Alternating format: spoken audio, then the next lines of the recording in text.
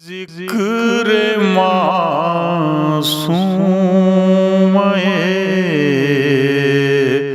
عالم کر لیں۔ بسم اللہ الرحمن الرحیم۔ السلام علیکم ورحمۃ اللہ وبرکاتہ۔ ناظرین، اہل بیت ٹی وی کی پیشکش ذکر معصوم عالم میں آپ کا یہ خادم سلیم امروہوی ایک بار پھر حاضر ہے اور آپ سے مخاطب ہے۔ ناظرین، ایام فاطمی کا سلسلہ جاری ہے اور پوری دنیا میں جہاں جہاں انسانیت ہے وہاں وہاں جناب فاطمہ زہرا سلام اللہ علیہا کی سیرت کے حوالے سے مجالس منعقد کی جا رہی ہیں، سیمینار منعقد کیے جا رہے ہیں اور ذکر معصوم عالم بیان کیا جا رہا ہے۔ آج کا یہ پروگرام ہمارا یہ سلسلہ چل رہا ہے، یہ بھی اسی سلسلے کی ایک اہم کڑی ہے اور آپ اہل بیت ٹی وی پر مسلسل جو پروگرام دیکھ رہے ہیں ان ایام میں، وہ ہماری کوشش یہی ہے کہ شہزادی کونین بنت رسول حضرت محمد مصطفیٰ صلی اللہ علیہ وسلم کی سیرت پر کچھ گفتگو ہو اور کچھ حقائق سامنے آئیں۔ تو ناظرین، ہم چاہتے ہیں کہ اس وقت ہمارے ساتھ جو ایک بڑی اہم ترین شخصیت ہمارے آج کے اس پروگرام میں شامل ہو رہی ہیں، ان کے بارے میں کیا کہوں آپ سے ناظرین، بس صرف اتنا ہی کہوں گا کہ وہ جہاں ایک طرف بہت اعلیٰ افسر ہیں اور بیوروکریسی ان کی اپنی جگہ ہے، لیکن وہ دوسری طرف ایک اچھے اسلامک اسکالر کی حیثیت سے اپنی شناخت رکھتے ہیں۔ بہت ہی اچھی شخصیت کے مالک ہمارے عزیز برادر محترم سید ناصر علی صاحب سے ہم نے درخواست کی ہے کہ آج کے اس ذکر معصوم عالم پروگرام میں اپنے خیالات کا اظہار کریں۔ آئیے سماعت فرمائیے سید ناصر علی صاحب سے خصوصی ان کا یہ بیان۔ اعوذ باللہ من الشیطان اللعین الرجیم، بسم اللہ الرحمن الرحیم، الحمد للہ رب العالمین، والصلاة والسلام علی سید الانبیاء والمرسلین وآلہ الطیبین الطاہرین المعصومین المنتجبین، اما بعد فقد قال اللہ تعالی ہم فی کتابہم مبین، بسم اللہ الرحمن الرحیم، انما یرید اللہ لیذھب عنکم الرجس اہل البیت ویطہرکم تطہیرا۔ اللہ اپنے کچھ خاص مخصوص بندے کے لیے ارشاد فرما رہا ہے۔ اس کے دو حصے ہیں، اس چھوٹی سی آیت کے ٹکڑے کے دو حصے ہیں۔ انما یرید اللہ لیذھب عنکم الرجس، اللہ یہ چاہتا ہے، وہ پروردگار عالم جو ایک کن کے ذریعے پوری کائنات تخلیق کر دیتا ہے، ظاہر ہے اس کا چاہنا ہی کافی ہے۔ تو پہلے اللہ اپنی چاہت کو بیان کر رہا ہے کہ اللہ یہ چاہتا ہے، تاکہ یہ بتایا جا سکے کہ یہ آیت کتنی اہم ہے۔ انما یرید اللہ لیذھب عنکم الرجس، کہ رجس کو، گندگی کو دور رکھے۔ کس سے؟ انما یرید اللہ لیذھب عنکم الرجس اہل البیت، اہل بیت سے دور رکھے۔ تو یہ آیت کا پہلا حصہ ہے کہ اللہ یہ چاہتا ہے کہ ہر طرح کے رجس کو، ہر طرح کی گندگی کو، ہر طرح کی امپیورٹی کو اہل بیت سے دور رکھے۔ اور دوسرا حصہ کیا ہے کہ میں پھر سے پڑھتا ہوں، انما یرید اللہ لیذھب عنکم الرجس اہل البیت ویطہرکم تطہیرا۔ ویطہرکم تطہیرا، اس کے معنی یہ ہیں کہ اللہ یہ بتانا چاہ رہا ہے کہ یہ جو رجس کو اہل بیت سے دور رکھنے کا اللہ ارادہ کر رہا ہے، یہ عطا تو ہے लेकिन अल्लाह ये कह रहा है युतहरिकुम तथीरा, जो तुम्हें पाक रहने का हक है। अल्लाह उन खास बंदों को, जिसके लिए वो इरशाद फरमा रहा है कि आपसे रिस्क को वो दूर रखेगा, और ये रिस्क को दूर रखना इनका हक है। हक तब मिलता है जब आप उसके हकदार होते हैं, और हकदार कब होते हैं? जब आप में वो सिफात होती है, आप वो सिफात के हामिल होते हैं जिसके जरिए आपको ये हक मिल जाता है। जाहिर है हक इम्तिहान के बाद ही मिलता है।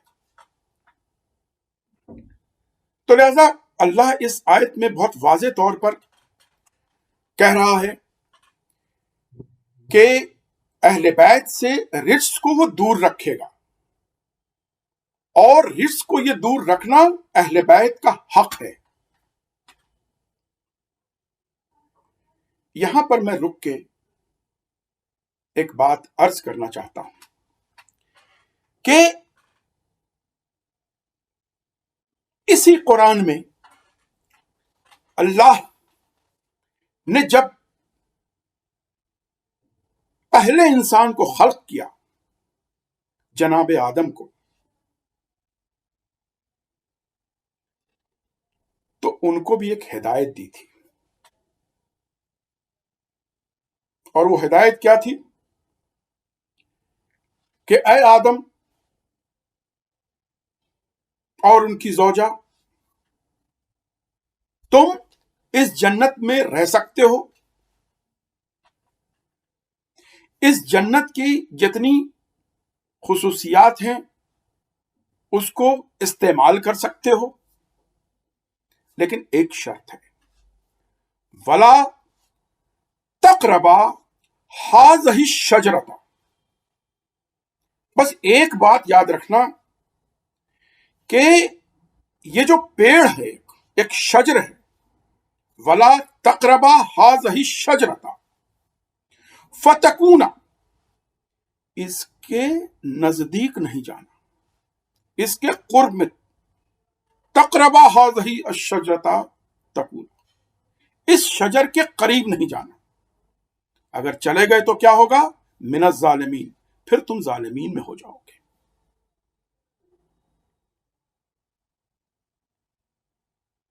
अगर आप अल्लाह के इस तंबीहाना हिदायत और दूसरी तरफ शफकताना अंदाज जो अहले बैत के लिए इस्तेमाल किया गया,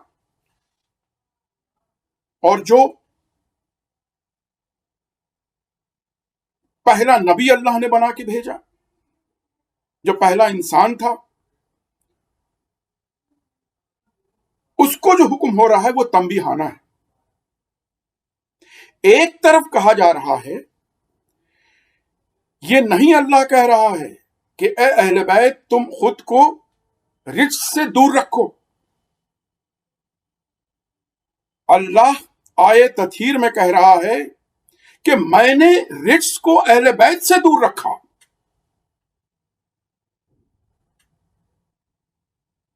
यह मुकाम अहले बैत है जहां हर तरह के रिज्क को अहले बैत से दूर रखने का अल्लाह इरादा जाहिर कर रहा है।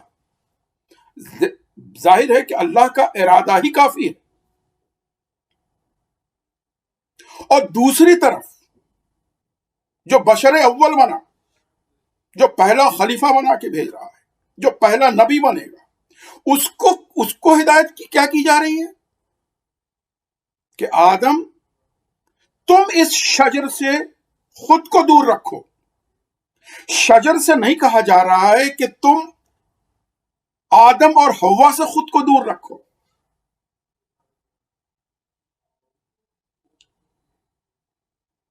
अगर जो आये तत्हीर में मफहूम था, अगर वही मफहूम आदम के साथ किया जाता तो आदम का तर्क औला नहीं होता, क्योंकि वहां तंबी आदम को की गई थी, वहां जिम्मेदारी आदम को दी गई थी कि आप उस शजर के नजदीक ना जाएं। اگر اللہ اس شجر کو یہ ہدایت کرتا کہ تم آدم کے نزدیک نہ جاؤ تو پھر ترک اولا کا سوال ہی نہیں ہوتا، پھر وہ لغزش بھی نہیں ہوتی۔ یہ مقام اہل بیت ہے کہ وہاں اہل بیت کو نہیں کہا جا رہا ہے کہ آپ اپنے آپ کو رجس سے دور رکھیے، بلکہ رجس کو کہا جا رہا ہے کہ رجس اہل بیت کے نزدیک بھی نہیں آئے گی، ہم اس کے اہل بیت سے دور رکھیں گے۔ کہنے کا مطلب یہ ہے کہ مقام اہل بیت یہ ہے کہ وہ تو طیب و طاہر ہے ہی، لیکن کوئی دوسری شے جس میں رجس کا شائبہ بھی ہوگا، اللہ اس شے کو ان کے نزدیک بھی نہیں پھٹکنے دے گا۔ یہ مقام اہل بیت ہے، اور اللہ کی یہ محبت ہے اہل بیت کے تئیں، ان خاص اشخاص کے تئیں، ان خاص نفوس کے تئیں، کہ اللہ فوراً یہ کہہ رہا ہے کہ دیکھو ایسا نہ سمجھنا کہ یہ میں ان پر کوئی مراعات کر رہا ہوں، بلکہ یہ ان کا حق ہے۔ وَيُطَهِّرُكُمْ تَطْهِيرًا، جو ان کے پاک رہنے کا حق ہے، تو اللہ یہ بھی بتا رہا ہے یہ ان کا حق ہے۔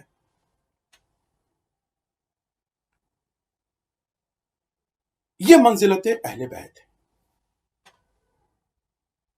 اب یہاں رک کے میں ایک بات کہوں گا کہ اگر اس آیے کریمہ کے اس ٹکڑے کا تھوڑا اور تجزیہ کر لیا جائے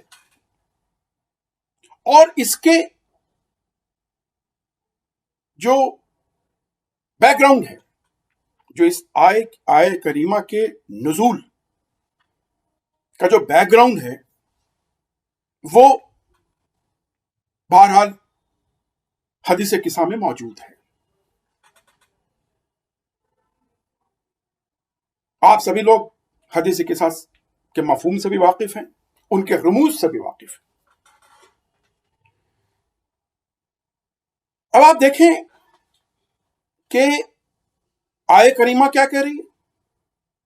انما یرید اللہ لیذھب عنکم الرجس اہل البیت، اہل بیت گھر کے لوگ۔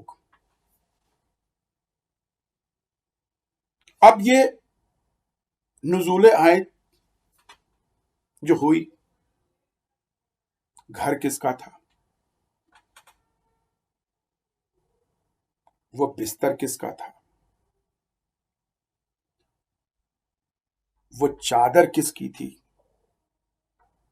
وہ لوگ کون تھے جو اس چادر کے نیچے تھے اور جن پر یہ آیت کا اطلاق ہوا؟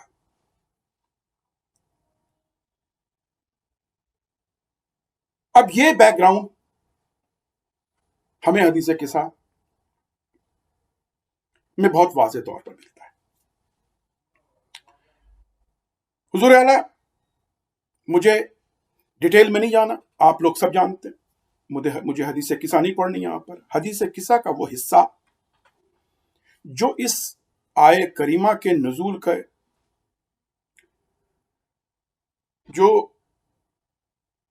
بیک گراؤنڈ ہے، پس منظر ہے، جو منظر ہے، وہ بیان کرتا ہے۔ میں جلدی خاص طور پر اپنے بچوں کے لیے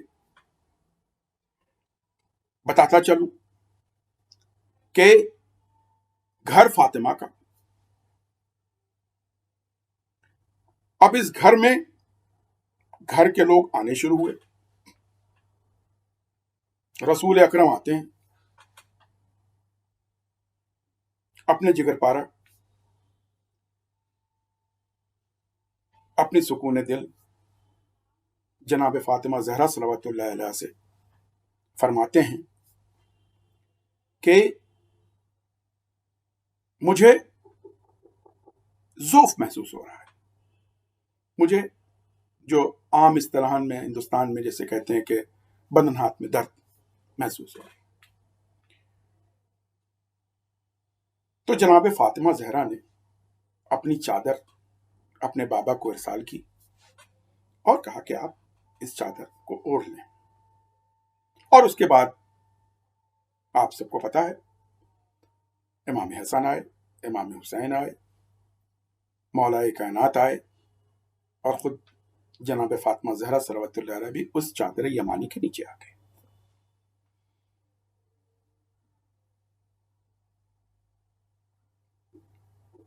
ایسا نہیں کہ آج جو بھی آ رہا تھا وہ سب اس چادر یمانی کے نیچے آ رہے تھے.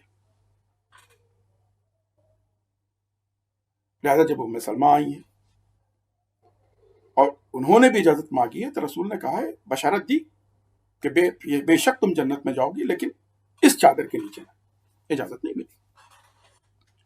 بہرحال جب یہ 5 ہستیاں اس چادر کے نیچے آ گئیں تو اب جبرائیل آتے ہیں. اب آپ یہ دیکھیں کہ وہ جبرائیل جن کا اس گھر میں مسلسل آنا جانا ہے, آشنا ہے ان نفوس سے, روزانہ کی روزانہ کی دیکھ بھال ہے, روزانہ ان سے ملتے ہیں, دیکھتے ہیں, لیکن اب آج تو کچھ بات ہی اور ہے, کچھ مسئلہ ہی اور ہے. اب وہ جبرائیل جو خود نور کی حیثیت, جو خود نور ہے, ان کے خود کے خلقت نور سے, سردار الملائک, ان 5 نفوس سے آشنا. لیکن آج کیا ہو گیا کہ جب جبرائیل آتے ہیں تو اللہ سے سوال کرتے ہیں, یا رب امن تحت الکساء, پروردگار عالم اس چادر کے نیچے کون ہے؟ میں ہاتھ جوڑ کر پوچھوں گا, یا جناب جبرائیل آپ نہیں جانتے کہ یہ 5 ہستیاں کون ہیں؟ میرا دل کہتا ہے کہ شاید جناب جبرائیل یہ جواب دیں کہ آج تو مجھے اس چادر کے نیچے صرف نور ہی نور نظر آ رہا ہے. یہ مجموعہ نور ہے, یہ مجسمہ نور ہے. آج تو نور کا ایک مجموعہ ہے جو اس چادر کے نیچے ہے. آج کوئی بشری حیثیت نیچے نہیں ہے, اور شاید یہی وجہ تھی کہ جناب جبرائیل کی نظر بھی نہ پہچان سکی کہ اس چادر یمانی کے نیچے کون ہستیاں ہیں, کیونکہ آج جو ہستیاں ہیں وہ پیکر نوری میں, اور نور بحیثیت خود نور کی کوئی جنس نہیں, نور نور ہے, اس کی اپنی ایک خلقت نور, اس کی اپنی ایک وضاحت ہے. لہذا جب یہ نفوس اپنے پیکر نورانی میں ایک ساتھ جمع ہو گئے تو اب جبرائیل کو بھی سمجھ میں نہیں آ رہا ہے کہ یہ کون ہے. اب پروردگار عالم کا جواب بھی سنیے. فقال عز وجل ہم اہل بیت النبوۃ و معدن الرسالہ. اب اللہ بھی جو جبرائیل کو جواب دے رہا ہے پروردگار عالم, تو پروردگار عالم کا وہ ایک اپنا انداز کہ یہ ہیں کون. تو پروردگار عالم کیا کہہ رہا ہے؟ اہل بیت محمد نہیں کہہ رہے, اہل بیت النبوہ, نبوت کے اہل بیت, وہ معدن الرسالہ, رسالت کے مادن. اللہ بھی یہ بتانا چاہ رہا ہے کہ آج ان کو بشری حیثیت سے نہ سمجھو, آج یہ پیکر نورانی ہے اور یہ نبوت کے اہل بیت ہیں, یہ رسالت کے مادین ہیں.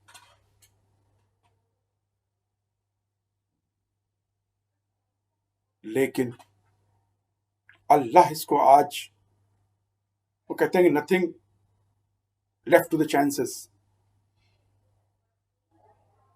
آج اللہ واضح ترین طریقے سے یہ بتانا چاہتا ہے کہ یہ اہل بیت النبوہ ہیں کون، مادن الرسالہ ہیں کون. جب ان کی خصوصیات، ان کی پیکر نورانی کو نبوت اور رسالت کے اہل بیت اور مادین ہونے کا اعلان کر چکا، تو اب کہتا ہے کہ سنو، اب تم ان کو اگر ان کے بشری حیثیت سے بھی جاننا چاہو تو میں بتاتا ہوں.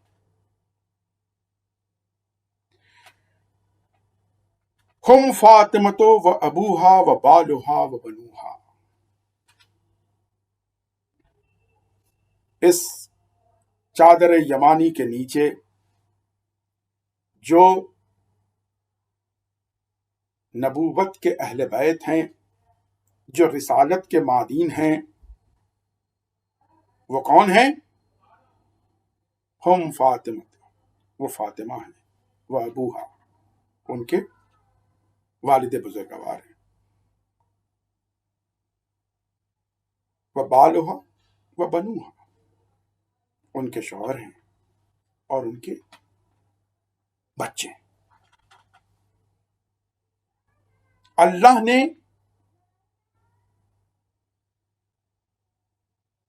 جناب جبرائیل کے اس سوال کا اتنا میسر، اتنا وسیع اور اتنا روشن جواب دیا تاکہ آنے والی کوئی بھی قوم قیامت تک یہ نہ کہہ سکے کہ میں سمجھ ہی نہیں پایا.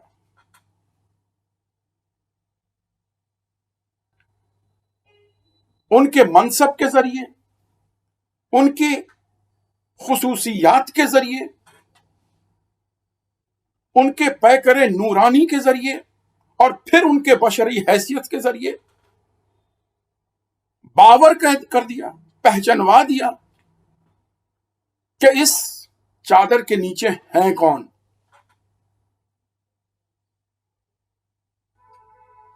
اللہ نے یہاں پر ایک چیز اور واضح کر دی کہ جو اس چادر کے نیچے ہیں وہ لوگ ہیں جن کے لیے اللہ نے اس پوری کائنات کو خلق کیا. اگر یہ نہ ہوتے تو اللہ شاید کائنات کو خلق ہی نہ کرتا. محبوب کبریا،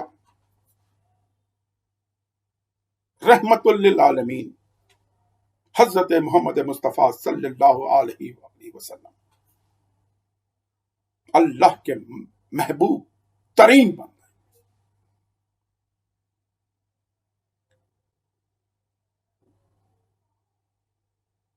وہ شخصیت آج اس چادر کے نیچے.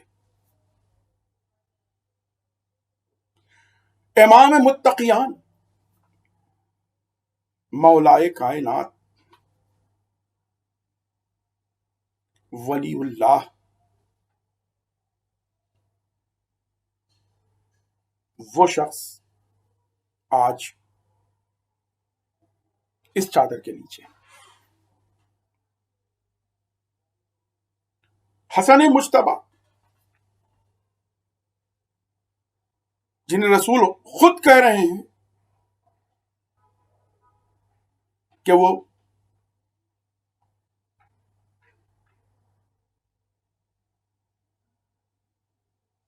شافع محشر، امام حسن اور امام حسین.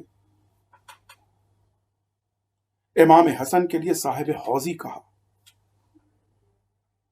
سرکار سید الشہداء کے لیے رسول خود فرما رہے ہیں کہ یہ شافع محشر ہے، شافع امتی، امت کے لیے شفا کا باعث بنے گے. یہ وہ نفوس ہیں اور ان سب کے ساتھ وہ ذات اقدس جو رسول کے جگر کا ٹکڑا ہے، جن کے لیے رسول کہتے ہیں اگر فاطمہ کو کسی نے اذیت دی تو گویا اس نے مجھے اذیت دی، اور جس نے مجھے اذیت دی اس نے اللہ کو اذیت دی، اور جس نے اللہ کو اذیت دی وہ صاحب نار ہو گیا۔ اب آپ دیکھیں کہ ان 5 نفوس کو اللہ انٹروڈیوس کس کے ذریعے کروا رہا ہے، جبکہ اس میں اس چادر کے نیچے ہر نفس شاہکار پروردگار عالم، لیکن اللہ کے شاہکار تخلیق النفوس کو جب اللہ انٹروڈیوس کروا رہا ہے تو اس نے ایک مرکز بنایا پہلے، اور اس مرکز پہ سیدہ کونین جناب فاطمہ زہرا صلوات اللہ علیہا کو مامور کیا، اور اللہ فرماتا ہے ہم فاطمہ، وہ فاطمہ و ابوہا و بالہا و بنوہا، ان کے پدر بزرگوار ہیں، ان کے شوہر ہیں، ان کے بچے ہیں۔ اللہ یہ بتانا چاہ رہا ہے کہ ہر یہ نفس یہ ہمارے قریب ترین بندے ہیں، لیکن آج انٹروڈکشن جو ہوگا وہ ہوگا اس گھر کی مالکن سے۔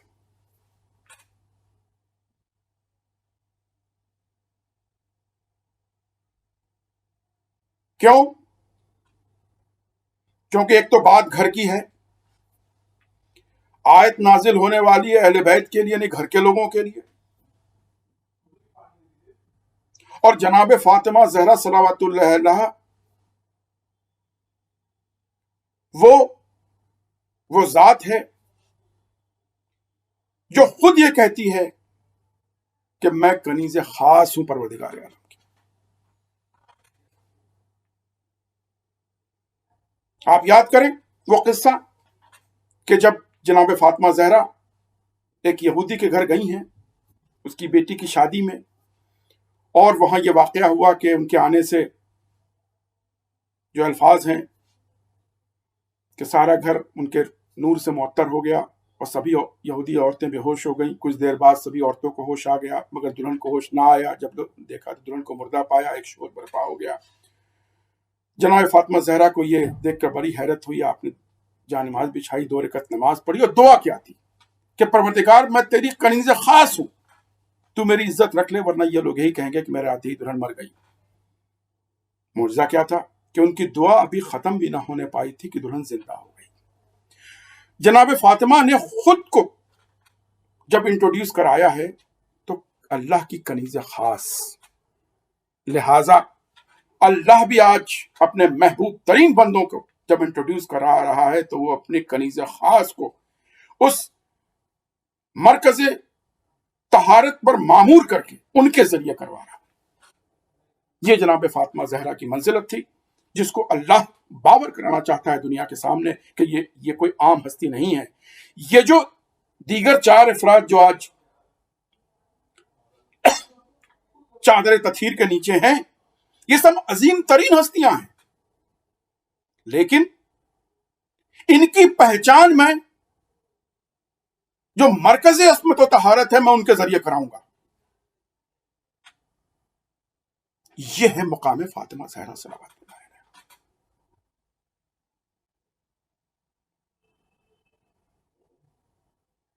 یہ وہ ہیں جو جنت کی ملکہ ہیں، جنت ان کی جاگیر ہے، اور یہ جاگیر کوئی انسانوں نے تھوڑی دیر رکھی ہے۔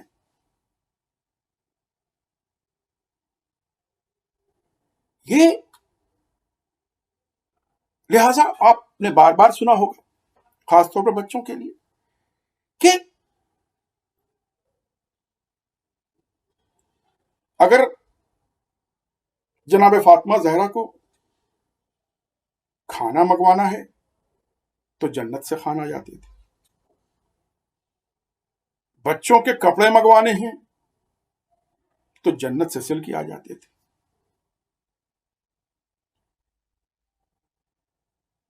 یہ باتیں کوئی ذہن کی اپج نہیں ہے، اس کے مشاہدات مدینہ میں رہنے والے سارے لوگ تھے، یہ کوئی ڈھکی چھپی بات تھوڑی تھی۔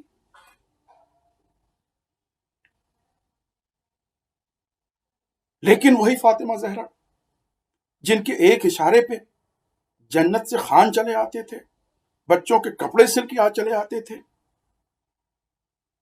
لیکن وہ مزاج پروردگار عالم سے خود اتنا آشنا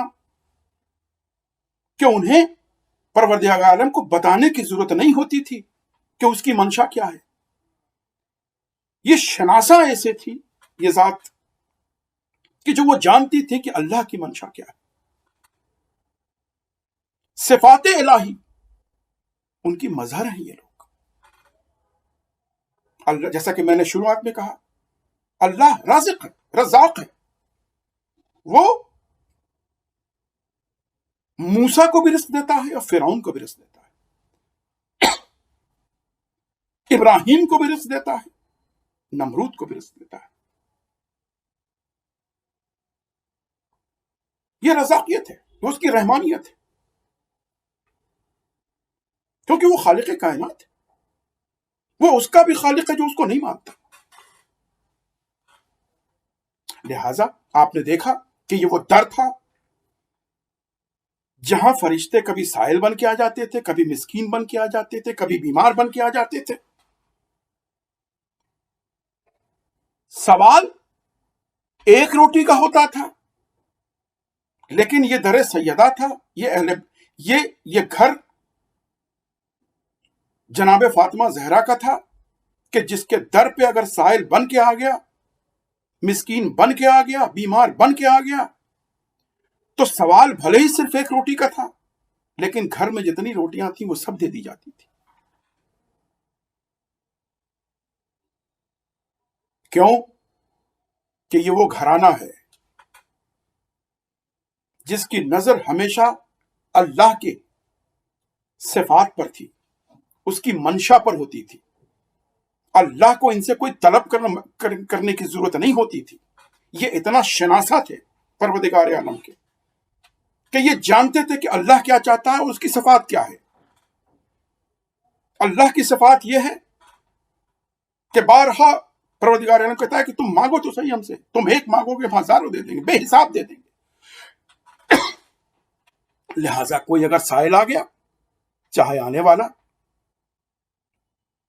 ملائک ہی کیوں نہ ہو، بھیس بدل کے ہی کیوں نہ آ رہا ہو، ایسا نہیں تھا کہ انہیں پتا نہیں تھا کہ یہ کون ہے، لیکن جب ان کے در پر آیا تو وہ سائل بن کے آیا، مسکین بن کے آیا، بیمار بن کے آیا اور سوالی بن کے آیا۔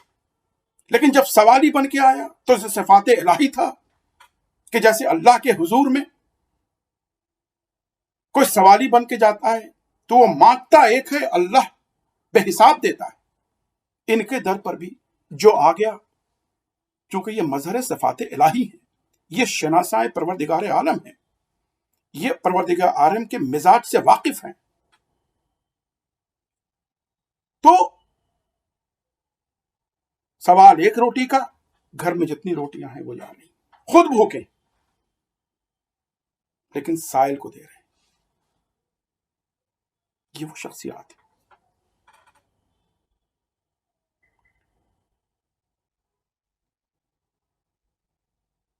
اور اللہ نے جب ان کے جو ان کے صفات ہیں، جو ان کے مرتبے ہیں، جو ان کا وجود جو ہے، اللہ وہ دنیا پر جب عیاں کرنا چاہتا ہے، میں نے کہا کہ اللہ کوئی ڈھکی چھپی بات نہیں کرتا۔ یہ تو بےغیرت انسان ہیں جو دیکھ رہے ہیں لیکن پھر بھی روگردانی کرتے ہیں. وہ دیکھ رہے ہیں کہ یہ در وہ ہے جہاں ملائک آتے ہیں, دن رات آتے ہیں. یہ در وہ ہے جہاں رسول چوکھٹ پہ آ کے صبح شام سلام کرتے ہیں. مسجد نبوی میں کھلنے والے سارے در بند سوائے ایک در کے, وہ در فاطمہ زہرا.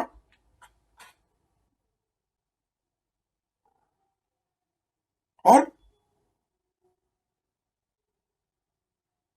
معجزات اور کمالات کے درجے پر بھی آپ دیکھیں تو یہ وہ در ہے جہاں ستارے اتر رہے ہیں. ایسا تو ہے نہیں کہ لوگوں نے یہ مشاہدہ کیا نہ ہو. میں یہاں پر رک کے ایک بات کہنا چاہوں گا کہ ایک بار میرے بہت عزیز اور قریب دوست, انہوں نے مجھ سے ایک سوال کیا تھا کہ یہ جو فضیلت بیان کی جاتی ہے کہ در سیدہ پہ ستارے اترے, اب یہ ستارے جو ہیں یہ بظاہر یہاں سے تو دیکھنے میں بہت چھوٹے سے لگتے ہیں, لیکن اصل میں تو اس پوری جو یہ ہماری دنیا ہے اس سے کئی گنا بڑے ہیں یہ ستارے. تو یہ کیسے ممکن ہے کہ وہ ستارے در سیدہ پہ اترتے ہوں؟ دیکھیے, ذہن انسانی اپنی کم عقلی کی بنیاد پر, فقدان علم کی بنیاد پر, علم کی کمی ہونے کی بنیاد پر یہ سوالات اس کے ذہن میں آتے ہیں.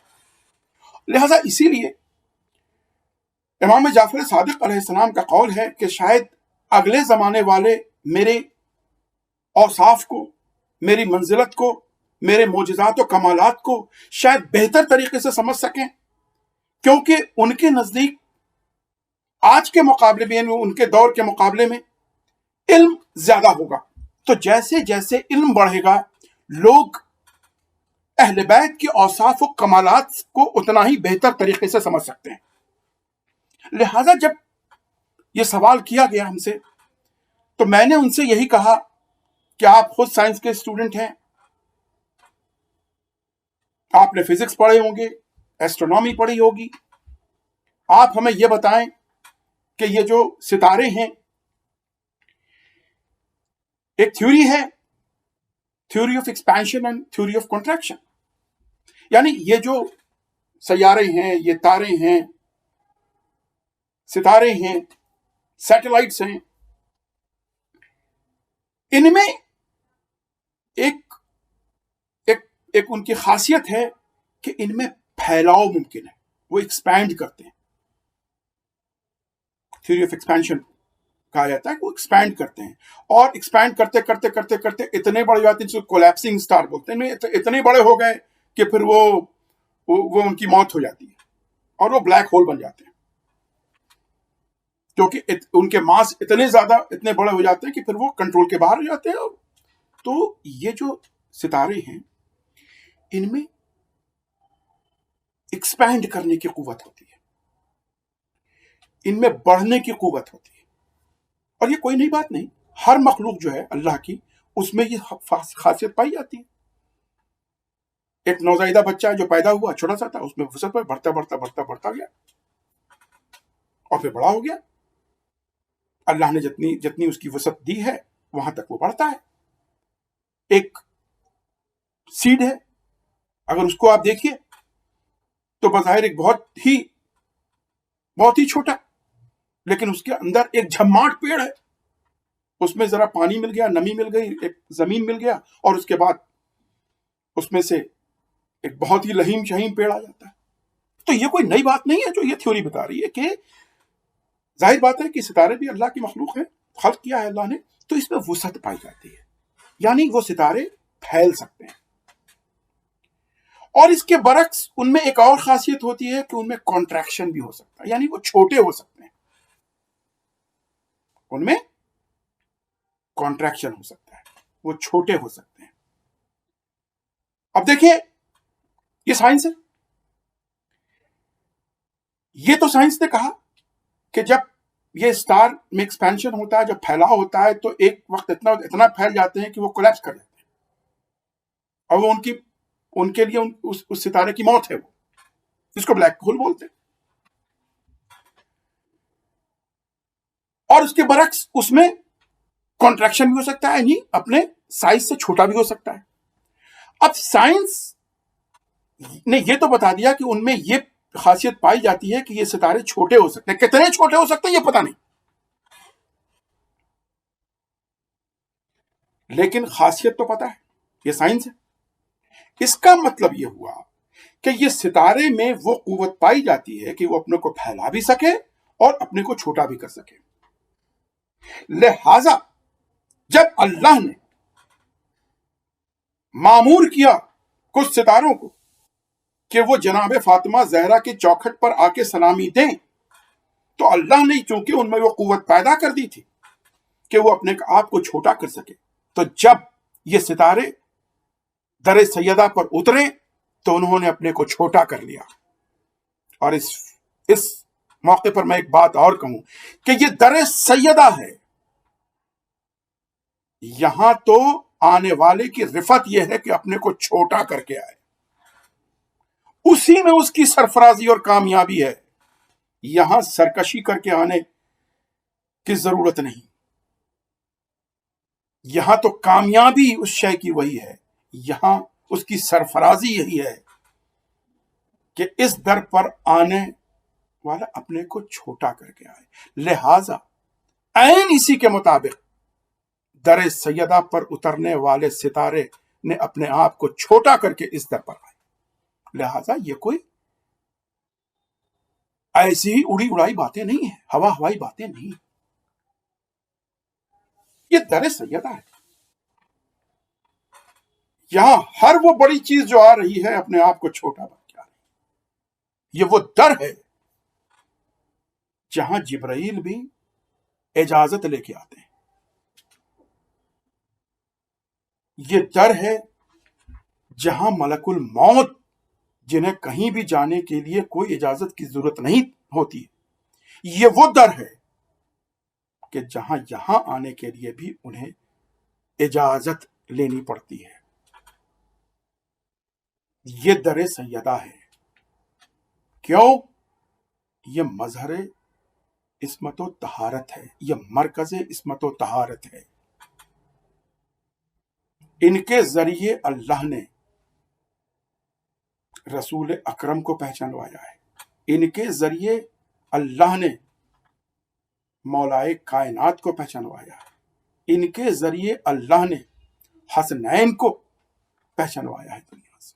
ये वो ज़ात अक़दस है। लिहाजा अब ये बात अलग है कि अल्लाह ने तो अपने तरफ से इनके वजूद को, इनके जो स्टेटस है, इनकी मंजिलत को दुनिया के सामने रोशनास करा दिया कुरान के जरिए, रसूल के जरिए। भाई और क्या चाहिए?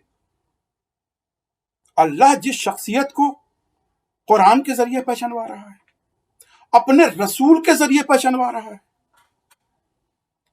भाई यही तो वो वाहिद शख्सियत थी कि जब वो आती थी, वो शख्सियत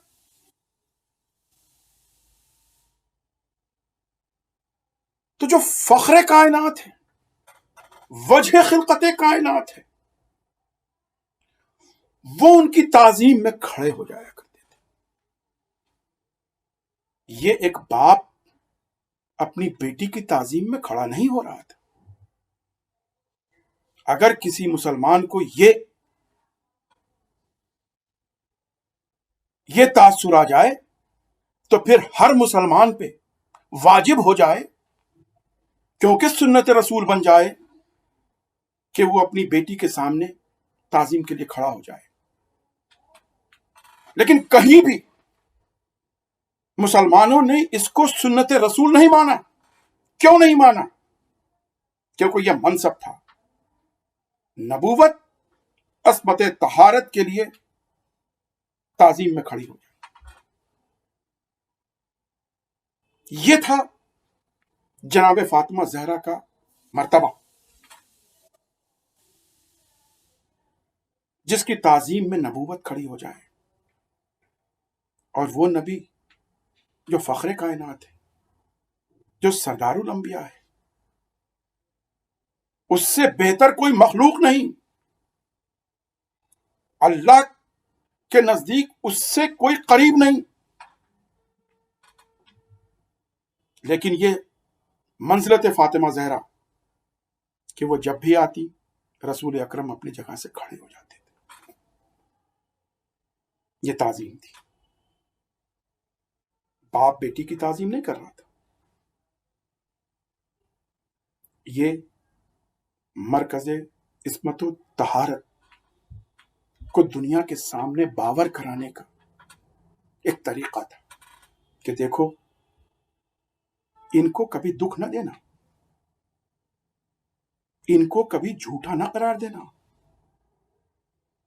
ان کی کبھی بے عزتی نہ کرنا، ان سے کبھی الجھنا نہیں، ان کو کبھی رلانا نہیں،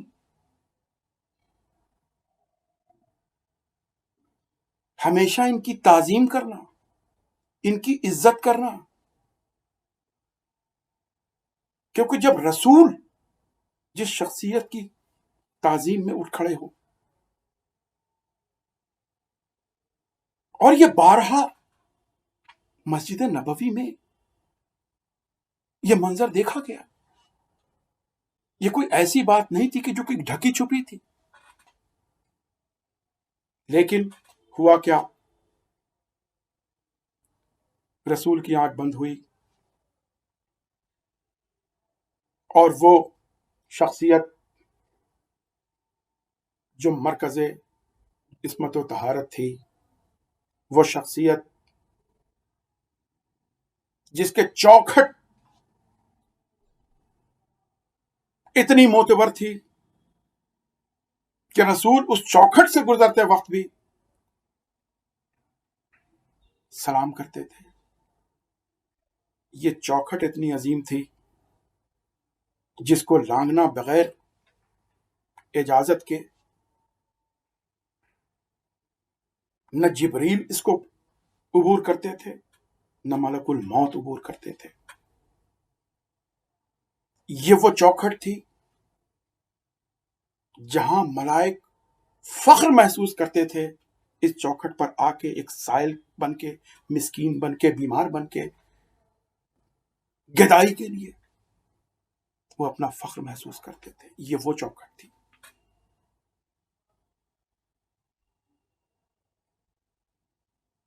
لیکن ایک وقت وہ بھی دیکھا گیا کہ یہی وہ چوکھٹ تھی، یہی وہ گھر تھا، یہی وہ شخصیت تھی، یہی مدینے والے لوگ تھے، اور آج کوئی بہت عرصہ نہیں گزرا تھا، آج اسی گھر کی چوکھٹ پہ آگ لے کے پہنچ گئے، اسی گھر کو تاراج کرنے کے درپے ہو گئے۔ کیا انہیں یہ پتہ نہیں تھا کہ یہ وہ گھر ہے اور اس کے مکین کون ہیں، یہ چوکھٹ کس کی ہے؟ لیکن یہ ستم ظریفی تھی کہ لوگ اسی چوکھٹ کو تاراج کرنے کے لیے آ گئے۔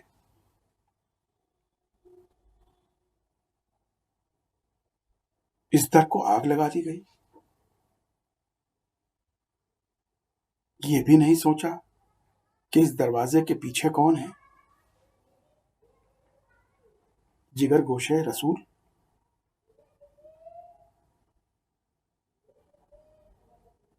محمد عربی کی قریب ترین شخصیت، جنہیں رسول اپنے جگر گوشہ کہتے، جنہیں اپنے بدن کا حصہ کہتے، اور اتنا زیادہ محبت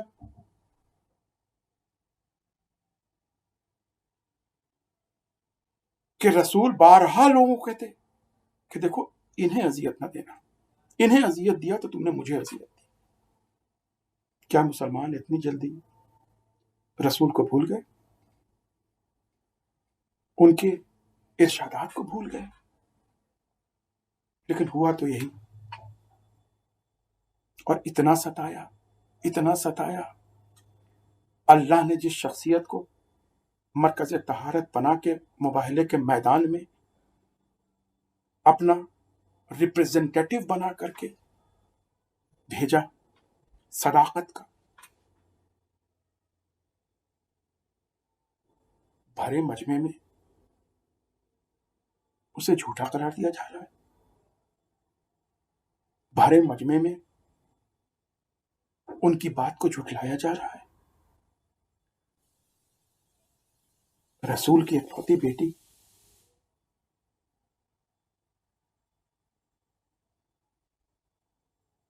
اس مجمع میں کھڑی ہے، اپنے حق کا مطالبہ کر رہی ہے، اور حاکم وقت تعویلیں دے رہا ہے ان کو اس حق سے محروم کرنے کے لیے۔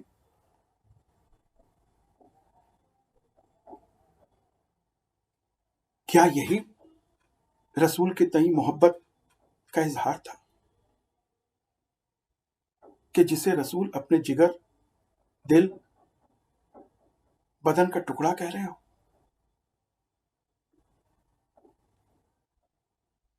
وہ اپنے حق کا مطالبہ کر رہی ہے اور دنیا وہ حق دینے کو تیار نہیں۔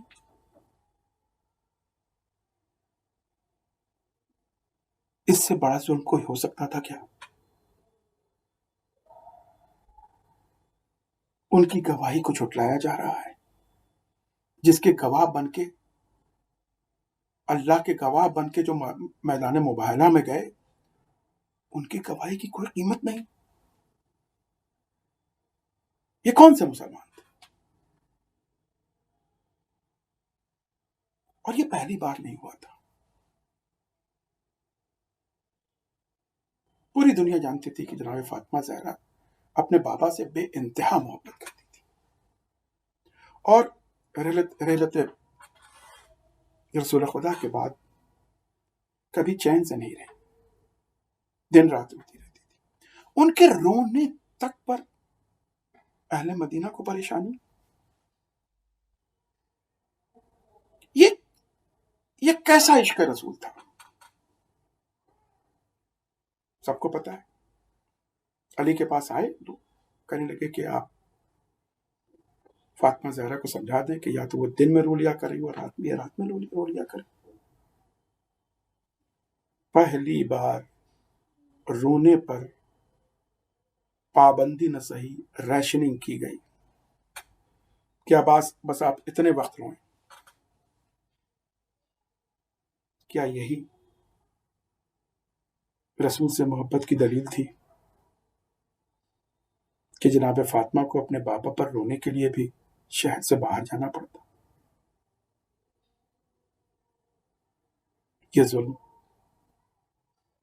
شاید ہی کسی پر کیا گیا، اور ان کے دل پر کیا گزری ہوگی جن پر یہ ظلم کیے جا رہے ہیں، جن کے گھر جلا دیے گئے، جن کے دروازے اکھاڑ دیے گئے، اور اکھڑے ہوئے دروازے سے کچل کے جن کے شکم میں محسن کی شہادت ہو گئی۔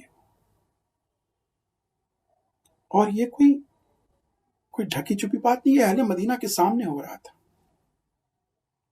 اور اسی وجہ سے تو جناب فاطمہ زہرا نے مرثیہ کہا کہ اگر جو مجھ پر ظلم کیے گئے، اگر وہ पहाड़ों पर होते और दिन पर भी होते तो वो दिन मानिंदे रात हो जाती, ये पहाड़ गाले बन जाते। कितना ज्यादा दुख दिया गया जनाब फातिमा ज़हरा को। बस मैं अपनी बात इस बात पर ख़त्म कर रहा हूँ कि वो परवरदिगार आलम जिसने अपनी भेजी गई ऊँटनी पर जुल्म के ज़ैल में एक पूरी कौम पर अजाब नाजिल करके निस्त नाबूद कर दिया था, जनाब फातिमा ज़हरा पर जो अहले मदीना ने जो जुल्म किया, हर एक जुल्म पर परवरदिगार आलम इस कायनात को ख़त्म कर देता। जिस कायनात को इन्हीं के मोहब्बत में बनाया गया था, उसको उस कायनात के बका का कोई हक नहीं था जितना जुल्म जनाब फातिमा ज़हरा पर किया गया।